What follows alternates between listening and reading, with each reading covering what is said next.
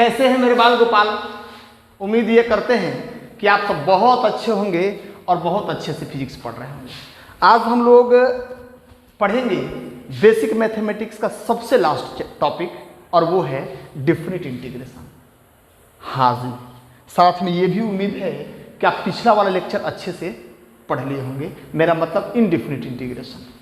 तो sir definite integration क्या है, ज़रा देख लीजिए। अगर कोई x का फंक्शन है, मान लिया f(x) है, कोई x का फंक्शन है जैसे f(x), उसको x के सापेक्ष में इंटीग्रेट कर रहे हैं और x कहाँ से कहाँ तक वैरी कर रहा है, a से लेकर के b तक। बस इसी को कहते हैं डेफिनिट इंटीग्रेशन। इसको कहते हैं लोअर लिमिट और इसको कहते हैं अपर लिमिट। जरा करके बताइए सर, करके बताइए। देख लो एज फॉर एग्जाम्पल। हाँ सर ये सब देख चुके हैं लेकिन लिमिट नहीं पता। जैसे देख लीजिए, आपके पास x टू द पावर 2 है, ये x का फंक्शन है। मान लिया कुछ और रहे इसमें, ठीक है, वहां पर नहीं जाएंगे। एक सिंपल सा एग्जाम्पल लेते हैं, x स्क्वायर। ये एक सिंपल सा एग्जाम्पल है। अगर इंटीग्रेट करते हैं x के सापेक्ष तो दोनों तरफ तो करना पड़ेगा। इक्वेशन है, जो करेंगे दोनों तरफ करेंगे। हाँ सर ये इंटीग्रेशन तो हम लोग जान गए थे, ये इंटीग्रेशन हम लोग समझे थे। अब बार बार वही चीज नहीं जी। यहाँ पर यदि x = 2 से लेकर के x = 4 तक हो तो ये डेफिनिट इंटीग्रेशन हो जाता है। इसको कहेंगे लोअर लिमिट, इसको कहेंगे अपर लिमिट। जरा देख लीजिए, ये है लोअर लिमिट, ये है अपर लिमिट। अब यहाँ भी लिख देंगे 2 और यहाँ भी लिख देंगे 4। ये है f(x) dx, ये वाला चीज। यदि इंटीग्रेट करते हैं फंक्शन में फंक्शन चेंज हो सकता है। यहाँ क्या हो जाएगा, x के पावर 3/3।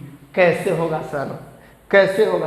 हाँ जी हो जाएगा। आप इनडेफिनिट इंटीग्रेशन एक बार देख लेना।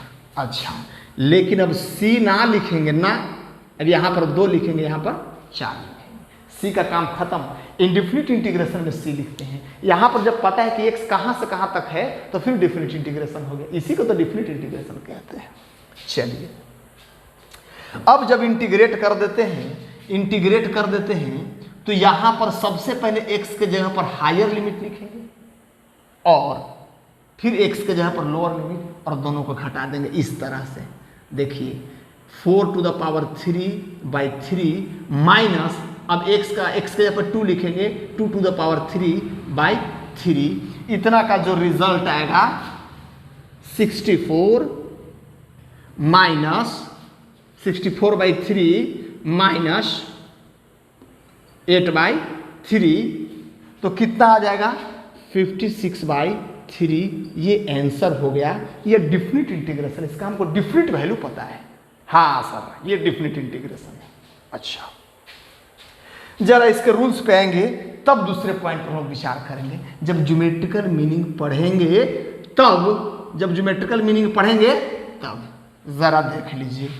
इसको चाहो तो पोज करके लिख सकते हो। देखो यहाँ जो आया इंटीग्रेट करने के बाद, अब हायर लिमिट रखेंगे उस फंक्शन में x के जगह पे, फिर लोअर लिमिट रखेंगे x के जगह पे और दोनों को घटा देंगे। ये है डेफिनिट इंटीग्रेशन। जरा यहाँ आते हैं,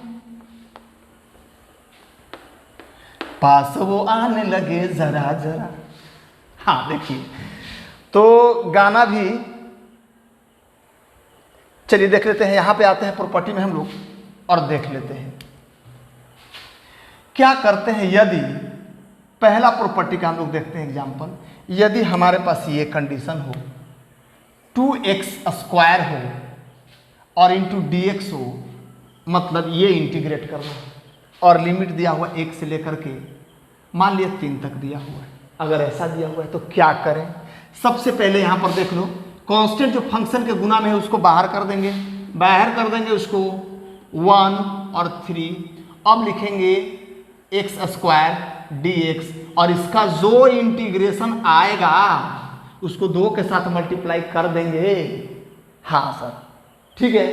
चलिए, नहीं तो फिर आप एक बार बना करके दिखा देते हैं। बना करके दिखाते, x के पावर 3/3 और यहाँ हायर लिमिट ऊपर लोअर लिमिट नीचे 2, अब यहाँ पर लिखेंगे 3 to the power 3/3 -1 to the power 3/3, x के जगह पर वैल्यू पुट करेंगे, इसको लिखेंगे, यहाँ हो जाएगा 27 - 1/3 = 2 × 26/3 और 52/3 आंसर हो जाएगा। ये 2 मल्टीप्लिकेशन में आ जाएगा। हाँ सर आ जाएगा। चलिए आगे बढ़ते हैं हम लोग दूसरे टॉपिक की तरफ, मतलब प्रॉपर्टी के दूसरे नंबर में हम लोग अब जाएंगे। क्या है प्रॉपर्टी का दूसरा नंबर, देख लेते हैं। यदि आपके पास, हाँ सर ये तो पढ़े हुए हैं, यदि आपके पास दो फंक्शन हो एक ही साथ इस तरह से लिखे हुए 2x² + 3x और इसको इंटीग्रेट करना है, मान लिया 1 से लेकर के 3 तक, इंटू dx दिया हुआ है, तो कहता है कि दोनों को अलग अलग आप इंटीग्रेट कर सकते हैं, लिमिट ज्यों का त्यों छोड़ देंगे। ठीक है, चलिए इसको ऐसे लिख सकते हैं 2x² और dx 1 से लेकर के 3 अब प्लस 3x dx है ना, तो इसको लिखेंगे 3x dx और 1 से लेकर के 3। फिर तो पहले नियम के अनुसार जानते हैं कांस्टेंट को बाहर 2 1 3 और 2x² dx अब प्लस यहाँ लोअर लिमिट यहाँ हायर लिमिट 3 को बाहर x dx। अब तो एकदम हलवा है, इंटीग्रेट कर देंगे, बाद में जोड़ देंगे। बिल्कुल सर जोड़ देंगे। अब जरा देखते हैं हम लोग, थोड़ा सा घुमाया है प्रॉपर्टी नंबर 3 में। अब हम लोग इसमें लिमिट ही चेंज कर दिए हैं, तो बाउंड्री है वो चेंज कर दी है। कैसे, यदि हमारे पास एक प्रॉब्लम हो इस तरह से x², ठीक है, इसका इंटीग्रेशन कहे कि 1 से लेकर के 3 तक कीजिए, इसको हम लिख सकते हैं x² dx, माफ कीजिएगा, x के सापेक्ष इंटीग्रेट कर रहे हैं 1 2 लिख सकते हैं। अच्छा, और प्लस इंटीग्रेशन 2 और 3 लिख सकते हैं। हाँ जी लिख सकते हैं। अब इसको लिख सकते हैं x² dx, मतलब ये दो अपने तरफ से हमने डाल दिया है इसमें, और ये 1 है, हाँ जी 1 और 3 था, 2 अपने तरफ से डाल दिए हैं, तो इस तरह से इसको हम लोग लिख सकते हैं। आंसर क्या आना चाहिए देख लो, इधर वाला पहले देख लेते हैं, LHS देख लेते हैं। आंसर क्या आना चाहिए, आंसर आना चाहिए x⁻³ यानी कि आना चाहिए 3⁻³ - 1/3। आंसर आना चाहिए, क्या आना चाहिए 27 - 1/3 यानी कि 26/3 आंसर आना चाहिए। ये आंसर हो गया। चलो इसको यहाँ लिख लेते हैं 26/3। अब RHS पर ध्यान देते हैं। क्या सेम वैल्यू आता है? तो बिल्कुल ध्यान देंगे इस पे और देख लेंगे x⁻³ यहाँ पर 2 और यहाँ पर 1 प्लस x⁻³ यहाँ पर 2 यहाँ पर 3। ज़रा देखिए 2 to the power 3/3 - 1 to the power 3/3, इसको यहाँ लिख लेते हैं और प्लस ऐसे छोटे ब्रैकेट में इसको डाल देते हैं और प्लस इसको लिखेंगे हम लोग 3 to the power 3/3 और माइनस 2 to the power 3/3, इस तरह से डाल देते हैं। अब देखते हैं कि इसका हो जाएगा 8 - 1/3, ठीक है, इसका हो जाएगा 27 - 8/3। अब जरा इन लोग दोनों को जोड़ करके देखो आंसर आता है कि नहीं। LHS का तो इतना आया है, RHS का देखते हैं कितना आता है। तो जरा देख लो यहाँ पर क्या करेंगे 7/3 और प्लस 19/3। अब इसको जोड़ेंगे तो कितना आ जाएगा 26/3। अब LHS = RHS हुआ कि नहीं हुआ? हाँ जी हुआ है। तो हुआ है, इसका मतलब आप इस तरह से भी लिमिट चेंज कर सकते हो, कर सकते हो, बिल्कुल। जरा चौथे पॉइंट की तरफ हम लोग आते हैं, चौथे प्रॉपर्टी के चौथे पॉइंट की तरफ हम लोग आते हैं। देख लो देख लो देख लो, क्या कर सकते हैं और क्या नहीं कर सकते हैं, जरा देखिए। इस टॉपिक में हम लोग देखते हैं, if you have this type of integration और 1 से लेकर के 3 है कि नहीं है। अब क्या सर इसको ऐसे कर सकते हैं, लिमिट चेंज करके हम माइनस कर दें x² dx, कर सकते हैं, कर सकते हैं। जरा देख लेते हैं चेक करके, आप चेक करके देख सकते हो या फिर मैं आपको चेक करके दिखा दूं। x⁻³ लिमिट है 1 3। पहले LHS की बात मैं करता हूं, फिर RHS की बात मैं करूंगा, ठीक है। अब यहां पर लिखेंगे 3⁻³ -1 3/3। यहां पर क्या करें, क्या करें, x⁻³ लिमिट है -3 और 1। देखते हैं दोनों तरफ बराबर आता है कि नहीं आता है। इसका तो सबको पता है 26/3। इसका जरा देख लो, इसका जरा देख लो, लिखते हैं हम लोग माइनस ऐसे कर देते हैं 1⁻³ -3⁻3/3। अब देखते हैं इसका, जब ये माइनस वाला प्लस में, प्लस वाला माइनस में गुना होगा, गुना होगा, लिख लेते हैं 3⁻³ -1⁻³ यानी कि 26/3। हाँ जी बिल्कुल सही आ रहा है सर आंसर, दोनों तरफ से बराबर। तो ये चारों प्रॉपर्टी आपके दिमाग में होने चाहिए, 1 2 3 4, ये चारों प्रॉपर्टी आपके दिमाग में होने चाहिए। चलिए इसको हम समझते हैं, आप अच्छे से समझ गए होंगे। यहां देख लो, यहां देख लो, एक है सब्स्टिट्यूशन रूल।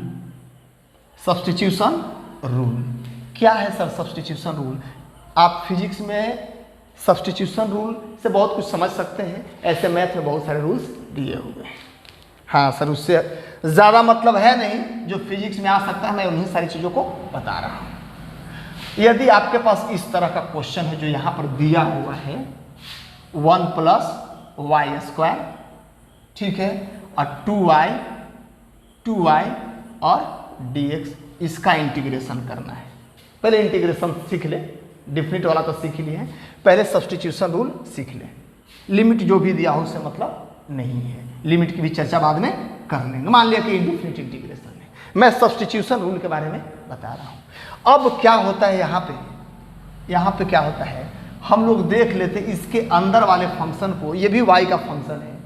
अगर इसको डिफ्रेंशिएट करते हैं और किसी न किसी तरीके से इसके बराबर आ जाता है, इसका डिफ्रेंशिएशन y का जो fy है, इसका डिफ्रेंशिएशन करते हैं और इसके बराबर आ जाता है, या dx के बराबर dy, सॉरी माफ कीजिएगा dy के बराबर आ जाता है, तो ये तरीका हम लोग अप्लाई कर सकते हैं। यहां जरा देख लो, इस पर ध्यान दो, जैसे देख लीजिए। अब ऐसे इसको इंटीग्रेट करना थोड़ा सा टफ है।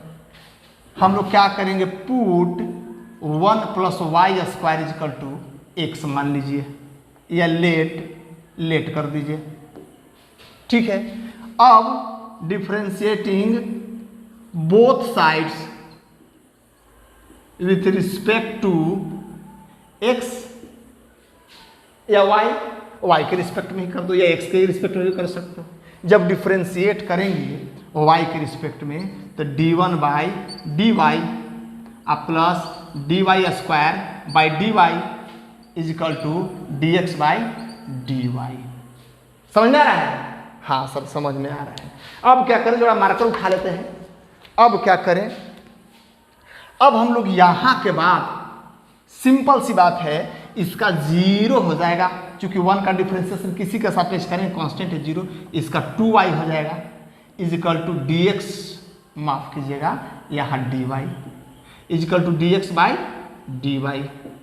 अब जरा देखिए 2y dy = dx, लिख सकते हैं कि नहीं लिख सकते? हाँ जी, इधर मिटा दूं प्रॉपर्टी मिटा दूं, जरा देख लीजिए जरा देख लो। अब हम लोग क्या कर सकते हैं, इसको x मान लिए हैं, इसको लिख सकते हैं अंडर रूट x। हाँ जी, इसको तो x माने हैं। 2y dy को लिख सकते हैं, 2y dy को लिख सकते हैं dx। बहुत ही हलवा हो गया सर, बहुत ही हलवा। अब इसको आराम से हम लोग बनाएंगे, x का पावर 1/2 इंटू dx, इसका इंटीग्रेशन करेंगे। अगर लिमिट हो तो दे, डेफिनेट इंटीग्रेशन होगा, नहीं होगा तो नहीं देंगे, इनडेफिनिट इंटीग्रेशन हो जाएगा। इसको लिखेंगे x to the power 1/2 plus 1 और 1/2 प्लस 1 प्लस c। अगर इनडेफिनिट है तो x टू द पावर 3/2 इसको लिखेंगे 2/3 x टू द पावर 3/2। ये वाला नीचे वाला ऊपर चल जाएगा, लिखेंगे। अब x का वैल्यू पुट कर दो, x का वैल्यू पुट कर दो। जब x का वैल्यू पुट करते हो 2/3, x का जब वैल्यू पुट करते हो तो 1 plus y square, 1 plus y square, हाँ जी, का पावर 3/2 और प्लस c। यहाँ भी लिखेंगे प्लस c और यहाँ भी लिखेंगे प्लस c। ये हो गया आंसर। इस तरह के क्वेश्चन आपको मिलेंगे। हाँ, तो आते हैं हम लोग ज्योमेट्रिकल मीनिंग समझते हैं। This is the basic concept of definite integration. तो क्या है ज्योमेट्रिकल मीनिंग, इसका देख लेते हैं। सर हम लोग पढ़ चुके हैं, सबसे पहला चीज तो दिमाग में रखना है कि integration is inverse process of differentiation. और दूसरा, जहां डेफिनेट इंटीग्रेशन का इस्तेमाल होता है वहां समेशन ऑफ इनफाइनाइट सीरीज। ये क्या करता है, बहुत सारे इनफाइनाइट सीरीज का समेशन बताता है। ये तो एस ही तो लिखा होता है बड़ा करके, हाँ सर, समेशन होता है, समेशन होता है। तो जरा देख लेते हैं कैसे होता है। फिलहाल एक चीज देखेंगे, यदि आपका ये P है, ये Q है, ये R है और ये S है, ये एक फिगर बना कि नहीं बना? फिगर बना, हाँ सर फिगर बना। तो फिगर बना, हम लोग जरा इसको इस तरह से बना लेते हैं। बना कि नहीं बना? हाँ सर, ये शेडेड रीजन है। अगर इस शेडेड रीजन का एरिया निकालना हो, इस शेडेड रीजन का मतलब एरिया ऑफ फिगर PQRS, तो इंटीग्रेशन के कंसेप्ट के अनुसार कैसे निकालेंगे इसका। और ये रेक्टेंगल नहीं है, ये सर्किल नहीं है, ये ट्रायंगल नहीं है, तो कहता है कि इसका एरिया निकालने के लिए आपको इंटीग्रेशन का इस्तेमाल करना होगा। अगर ये fx फंक्शन है तो करना पड़ेगा इंटीग्रेशन। और कहाँ से कहाँ तक x है, मतलब x P से लेकर के Q तक गया है, यहाँ तक x a है और यहाँ तक x b है। लिखना पड़ेगा लोअर लिमिट a और हायर लिमिट b। अगर ये कर्व fx का कर्व है तो अगर x के सापेक्ष इसको इंटीग्रेट करते हैं तो ये एरिया निकल जाता है। क्या निकल जाता है? एरिया निकल जाता है। जरा हम देखते हैं कैसे। मतलब एरिया बाउंडेड बाय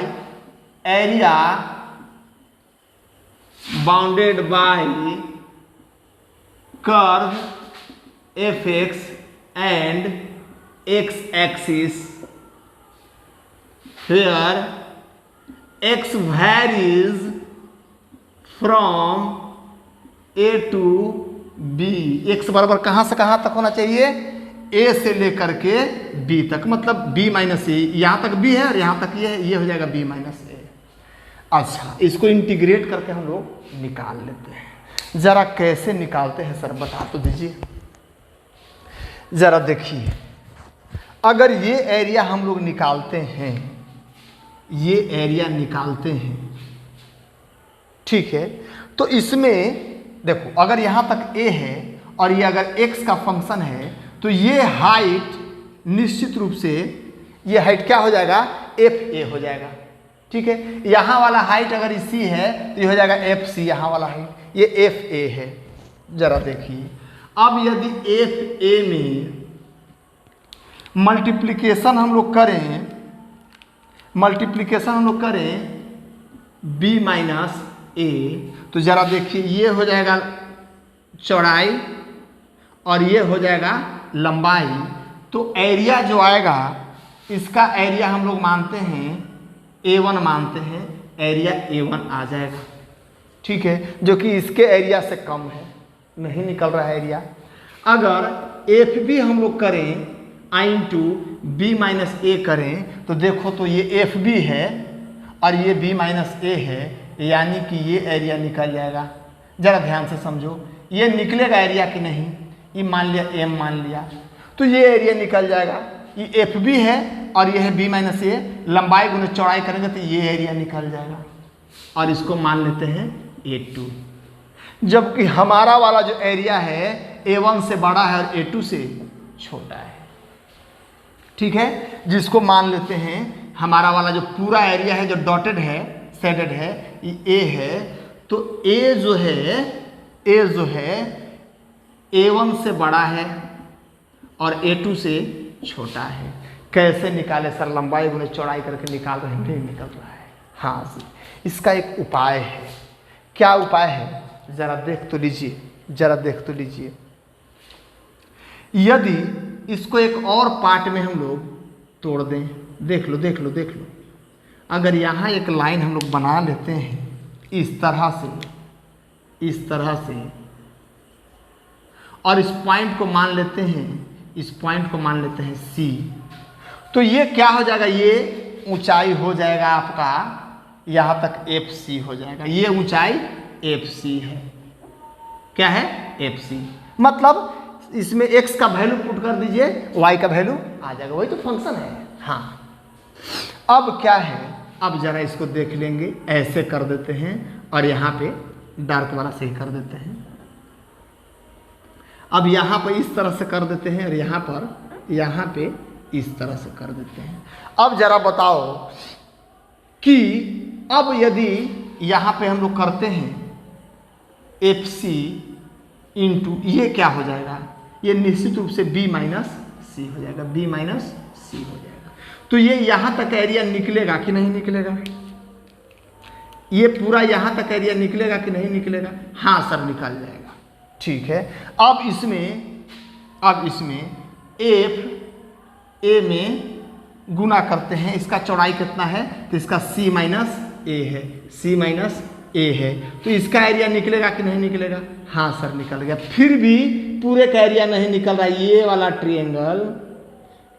ट्रिएंगल बाकी रह जा रहा है कि नहीं? लेकिन पिछले बार से ज़्यादा कवर कर रहा है इस बार।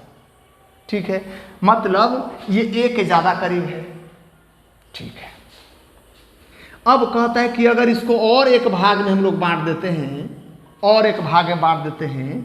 तो अब जो है ज़्यादा एरिया हम लोग मेजर करेंगे। ये वाला रेक्टेंगल का एरिया निकाल देते हैं, तो ट्रायंगल जो है बहुत छोटे छोटे और संख्या में बढ़ने लगेंगे। अब इसको और ज़्यादा बांटेंगे तो ट्रायंगल और छोटे होते जाएंगे और संख्या में बढ़ने लगेंगे। लेकिन फ़ायदा क्या होगा? अब ज़्यादा एरिया हम लोग मेजर कर पाएंगे कि नहीं? अब देखिए, इसको और एक भाग में हम लोग बांट देते हैं, तो अब ट्रायंगल मतलब जो बच रहा है एरिया, ये तो एरिया मेजर हो जाएगा। ये रेक्टेंगल का एरिया है, मेजर हो जाएगा। होगा कि नहीं होगा? ये तो एरिया मेजर हो जाएगा, होगा। हाँ सर, ये तो मेजर हो जाएगा। लेकिन नॉन रेक्टेंगुलर एरिया, जो ट्रायंगुलर एरिया है, वो जो है थोड़े थोड़े बचते रहेंगे। अब यदि ये लाइन हम और ज़्यादा करते जाएं तो मैक्सिमम एरिया जो है मेजर होता जाएगा। अच्छा, तो कहता है एक चीज़ यहाँ पे मिटा देते हैं इसको। एक चीज़ यहाँ पे कहता है कि यदि B माइनस A को हम लोग n भाग में डिवाइड करते हैं, n भाग में, यही तो है B माइनस A, इसको n भाग में डिवाइड करते हैं तो ये डिवीजन बहुत छोटे छोटे हो जाएंगे। n जितना बड़ा रहेगा, ये डिवीजन और बड़ा, और ज़्यादा n कर दीजिए तो ये डिवीजन, मतलब जितना ज़्यादा भाग में इसको बांटिएगा B माइनस A को, उतना ही छोटा छोटा डिवीजन आएगा। मतलब n जैसे जैसे बढ़ेगा डेल्टा x वैसे वैसे घटेगा। ठीक है, और ये दूरी को डेल्टा x हम लोग कहेंगे। ठीक है, हाँ जी। अब क्या हो जाएगा? हर एक रेक्टेंगल का एरिया निकालेंगे, हर एक रेक्टेंगल का एरिया, तो चौड़ाई सबका डेल एक्स है, यहाँ का एरिया निकालिए, तो ये है क्या? FA है, I इंटू डेल एक्स है, ठीक है, इसका एरिया निकल गया सर, इसका एरिया निकल गया, जरा मैंने क्लियर समझिए। अच्छा अब जरा देखिए प्लस एफ, अब यहाँ वाले को क्या लिखें, ये तो यहाँ ए था तो एफ ए लिख दिए थे, यहाँ वाला डेल्टा एक्स बढ़ गया है तो उसको लिखेंगे F a plus delta x. नहीं, एक्स यहाँ पर ए एक्स है, एक्स बराबर ए है तो यहाँ पर हाइट हो गया एफ है, यहाँ पर जो है यहाँ पर थोड़ा सा बढ़ गया, ये डेल एक्स बढ़ गया, यहाँ पर तो ए है ए प्लस डेल एक्स, तो यहाँ पर फंक्शन क्या हो जाएगा, ये हो जाएगा f a plus del x हो जाएगा। होगा कि नहीं होगा, तो अब हाइट हो जाएगा f a plus del x into del x, इसका एरिया निकलेगा। फिर उसी तरह से f a two del x, ना एक डेल एक्स और बढ़ेगा इंटू डेल एक्स, इस तरह से डॉट डॉट डॉट करते करते कहाँ तक हम आ जाएंगे। ये तीसरा टर्म में यहाँ 2 है तो एनवा टर्म एन भाग में बांटे हैं, तो एनवा टर्म में ए प्लस एन माइनस 1 बड़ा एन कर देते हैं, एन माइनस 1 अब इंटू डेल एक्स करते हैं, एक टर्म कम रहेगा, और इस तरह से करके टोटल एरिया हम लोग निकाल लेंगे। निकालेंगे कि नहीं निकालेंगे? हाँ सर निकाल लेंगे। तो जितना ज़्यादा भाग में हम इसको बांटते हैं उतना ही ट्रायंगल छोटा छोटा आता है, यानी कि मैक्सिमम एरिया हम लोग कवर करने लगते हैं, मैक्सिमम एरिया को मेजर कर पाते हैं। ज़रा यहाँ पर देख लो, अब हम लोग इसको समेशन के रूप में लिख सकते हैं, है ना। ये हर रेक्टेंगल को जोड़ेंगे तो समेशन के रूप में लिख सकते हैं। क्या लिख सकते हैं, यहाँ पर एफ लिख देते हैं, ठीक है, और यहाँ पर लिखते हैं ए अब प्लस डेल एक्स लिखते हैं, और डेल एक्स में आई लिखते हैं, ठीक है, आई इंटू डेल एक्स लिख देते हैं, और आई बराबर 1 से लेकर के आई बराबर 1 से लेकर के कितना तक हो जाएगा, n माइनस 1 तक हो जाएगा, ठीक है, और इससे शेडेड रीजन निकल जाएंगे, शेडेड रीजन निकल जाएंगे। अब जरा देखिए, जब शेडेड रीजन निकल जाएंगे, उनका एरिया निकल जाएगा, तो अब देखते हैं कि if n tends to infinity, n को बहुत भाग में इसको बांटते हैं, बहुत भाग में, तो ये ट्रायंगल बचेगा ही नहीं, धीरे धीरे गायब हो जाएगा। होगा गायब? हाँ सर, क्योंकि रेक्टेंगल इतने ज्यादा हो जाएंगे, इतने ज्यादा रेक्टेंगल हो जाएंगे कि अब ट्रायंगल ना ही बचेगा, तो ये पूरा एरिया कवर हो जाएगा, इस कर्व के अंदर का पूरा एरिया मेजर हो जाएगा। तो when n tends to infinity delta x tends to 0, नहीं, जब एक n जो है इन्फिनिटी तक जाएगा तो डेल्टा एक्स बहुत छोटा होने लगेंगे, मतलब डेल्टा एक्स क्या होगा, 0 होगा, dx में चेंज होने लगेगा। अच्छा अब जरा हम लोग यहाँ पर देखें, इसको यहाँ पर देखें कि लिमिट यहाँ पर लेते हैं, limit delta x tends to 0, और यहाँ पर हम लोग लिमिट लेते हैं, बहुत छोटे छोटे भाग में बांट देते हैं, और n को 0 से लेकर के इन्फिनिटी तक कर देते हैं, 0 से लेकर के इन्फिनिटी तक करते हैं, और ये क्या हो जाएगा, ये क्या है, ये लिखा हुआ एफ एक्स आई इंटू डी एक्स, यही तो x बढ़ता गया है। अब ये डेल्टा एक्स काफी छोटा हो गया, x तो धीरे धीरे बढ़ रहा है, x धीरे धीरे बढ़ रहा है, उसी को लिख दिए हैं, और डेल्टा एक्स इतना कम हो गया कि dx के लगभग बराबर हो गया है। मतलब जैसे जैसे x चेंज करेगा ये भी fx भी चेंज होता जाएगा, और सब जगह वाले, अच्छा यहाँ पर देख लीजिए डेल एक्स, ठीक है। अब इसी चीज को जब लिमिट हमने ले लिया, इसको मिटा देते हैं, लिमिट हमने ले लिया, तो ये जब n इन्फिनिटी तक जाने लगा तो इसको हम लोग ऐसे लिखते हैं, ठीक है। लिमिट जब डेल्टा एक्स टेंस टू 0 तो n इन्फिनिटी होगा तो डेल्टा एक्स 0 हो जाएगा, फिर सब ट्रायंगल जो हैं धीरे धीरे क्या होंगे, छोटा हो धीरे धीरे खत्म हो जाएंगे, और इतना ज्यादा रेक्टेंगल बन जाएगा कि ट्रायंगल हो जाएगा लगभग 0। और इसको हम लोग, इस चीज को हम लोग इस तरह से लिखते हैं एफ एक्स डी एक्स, हाँ जी, और लिमिट लेंगे a से लेकर के b तक। अब क्या हुआ, इनफाइनाइट एरिया है कि नहीं, तो इनफाइनाइट सीरीज का एडिशन को ही इंटीग्रेशन कहते हैं, ये इंटीग्रेट हो गया। अब जरा देखिए, अगर मिटा दे, इधर मिटा दे, हाँ जी, मिटा देते हैं। इसको आप समझ गए होंगे। देखिए, area bounded by the curve F x and x, ये एफ एक्स कर्व है और एक्स है, इसके बीच का जो एरिया बाउंडेड है ए से लेकर के बी तक, यही पूरा निकल जाता है इंटीग्रेशन से। आपको बताए थे, यहाँ पर ये इंटीग्रेशन हो गया। इसको मिटा दें। हाँ, जरा देखिए, अगर ये एफ एक्स बराबर, ये जैसा कि जानते हैं पैराबोलिक है, अगर एफ एक्स बराबर एक्स स्क्वायर का एक कर्व होता, मान ली कि है एक्स इजकल टू 0 पर, ये 0 है, एक्स स्क्वायर का कर्व होता और ये लिखा होता, ये ए बराबर होता 2 और बी बराबर होता 4, मान लिया ये होता, और लिखा होता एक्स स्क्वायर डी एक्स। मतलब ये अगर ये कर्व एक्स स्क्वायर है तो इस कर्व का 2 से लेकर के 4, एक्स बराबर 2 से लेकर एक्स बराबर 4 के बीच, और ये कर्व से नीचे एक्स एक्सिस के ऊपर कर्व के नीचे, और एक्स बराबर ए से लेकर के एक बी तक के बीच का एरिया टोटल निकालना होगा, एकदम पूरी तरह से निकालना होगा। तो हम लोग इसको लिखेंगे एक्स के पावर 3/3 और लिमिट लिखेंगे 2 और 4।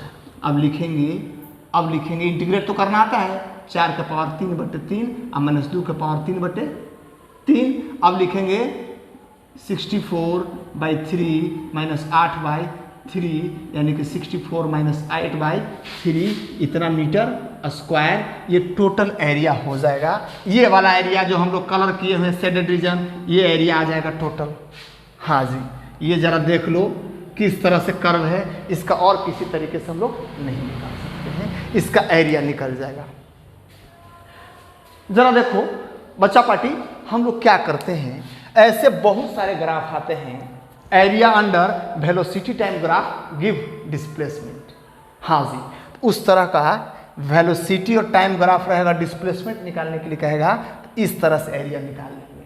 अगर वेलोसिटी कर्व भी रहा, मतलब वेलोसिटी चेंज होने का दर इस तरह से भी रहा है, वो वेरिएबल वेलोसिटी है, फिर वेलोसिटी टाइम ग्राफ के अंदर जो एरिया होगा उससे डिस्प्लेसमेंट हम लोग निकाल लेंगे इंटीग्रेशन मेथड से। और ये क्या किए, ये तो बहुत सारे रेक्टेंगल को जोड़े ही तो है ना, ऐसे रेक्टेंगल जिनका चौड़ाई तो सेम था, लंबाई अलग अलग था, एकदम धीरे धीरे चेंज हो रहा था।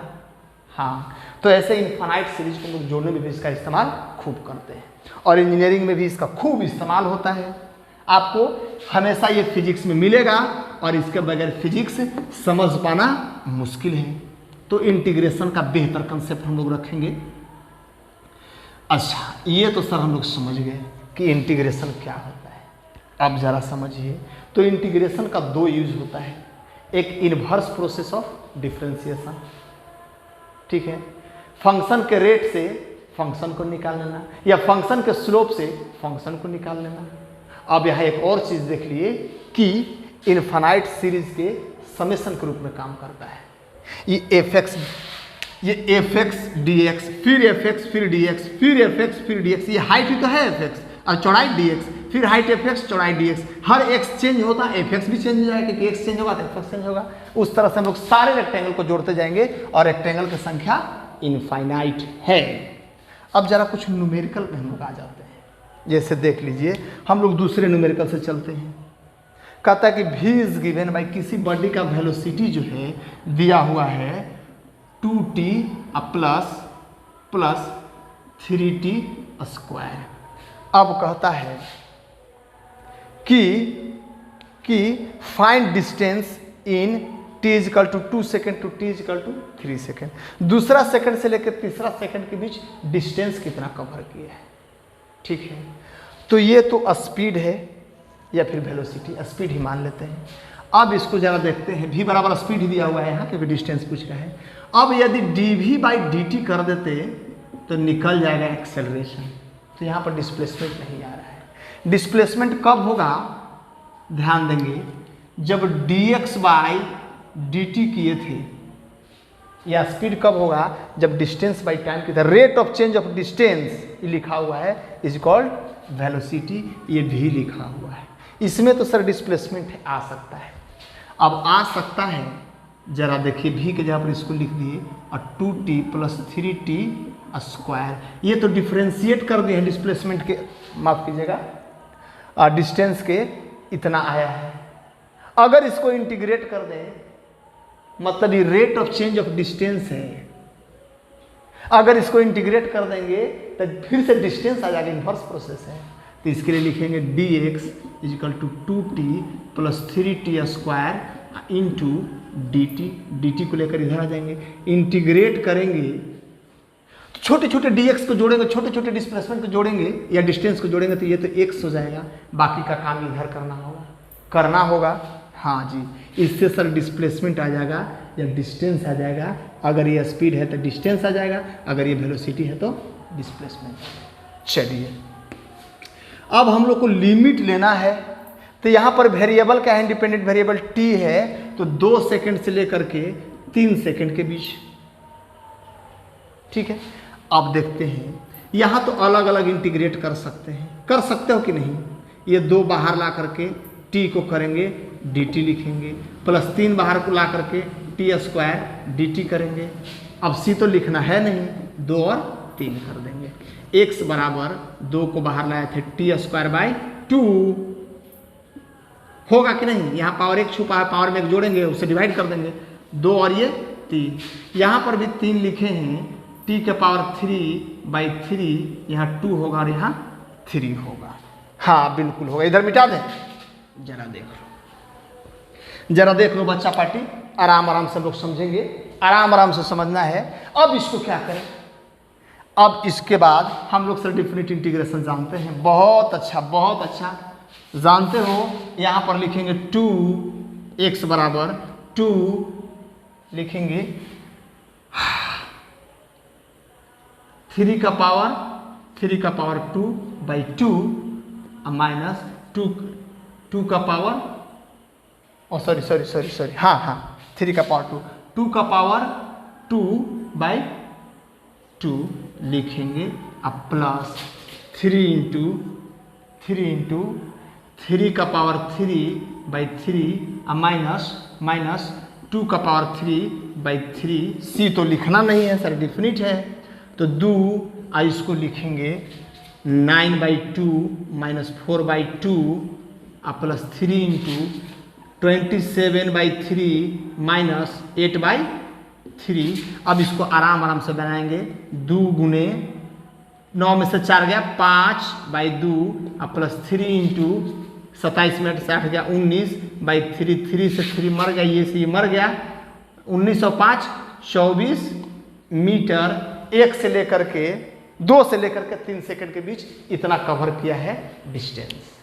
ये देख लें, ये वेलोसिटी कांस्टेंट नहीं है बाबू।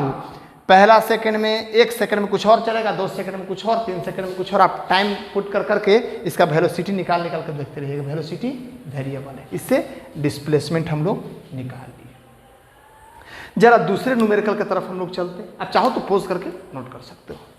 क्या है सर दूसरा न्यूमेरिकल? दूसरे न्यूमेरिकल पे ध्यान देंगे, ये है दूसरा न्यूमेरिकल।